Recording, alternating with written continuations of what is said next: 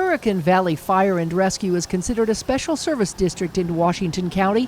That's because the department provides emergency medical and fire services to more than just Hurricane. You know, we are a district. We're not just Hurricane City. We're not just Leeds, Tokerville. So we're trying to cover a very huge area with minimal resources. Hurricane Valley is responsible for the largest geographical area in Washington County. With 3 physical fire stations, Interim Fire Chief Joe Decker says the area they service is experiencing increased needs beyond their funding. That's the situation we're in right now to continue our level of service that we currently have right now for our citizens. We have to find some new revenue, or property tax is going to have to go up. And nobody wants to see property taxes go up. Chief Decker said because the majority of their calls are medical related, Hurricane Valley is also having a tough time keeping up with the number of emergency calls, especially in faraway locations. He said Springdale receives calls almost on a daily basis that aren't from area residents. I can honestly say probably 90% of the calls out of our Springdale station, Station 49, are tourism based. They're not to the public that lives there. But as a district whole, we can attribute about 30% of our calls to tourism.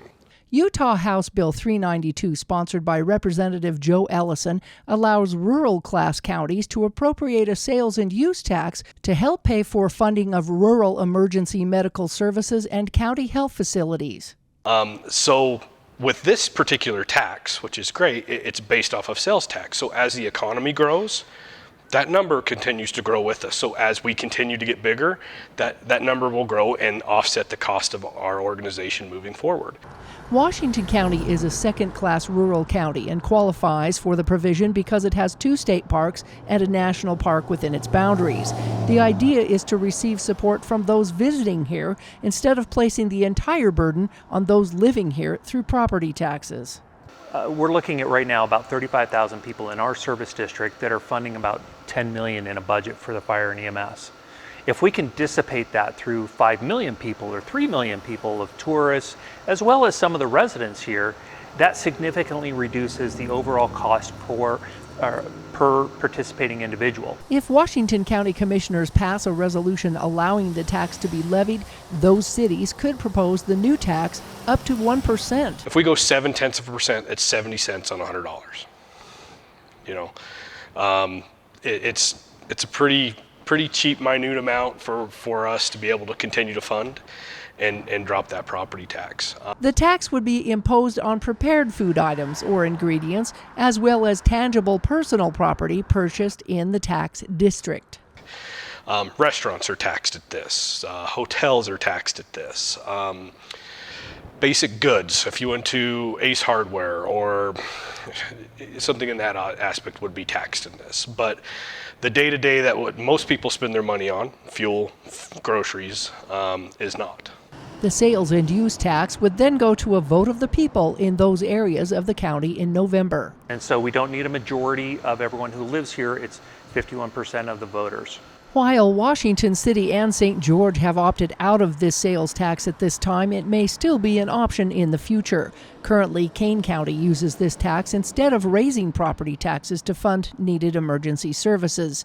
We did the math and identified we're probably about $90 per household decrease in taxes. Yet we're able to significantly sustain the budget necessary to provide safe, effective fire and EMS services. Decker says if voters were to pass this tax, it would provide much needed money to replace outdated equipment and vehicles, as well as personnel for better response time into the future. So if this EMS doesn't pass, my board has basically 2 choices. One is we have to go after property taxes, do truth in taxation, or raise property taxes, but that is such a long cycle, it still puts us in a hole. If this doesn't pass, we're going to have to close a station. Hurricane Valley Fire Special Service District currently issues a separate property tax levy to its area citizens for fire and emergency services. Those who are opposed to this, we're open to other suggestions. We're hoping that they can provide us answers, but so far we have seen nothing else that provides or checks all the boxes that are necessary to meet this mission. In Hurricane, Melissa Anderson, Community Education News.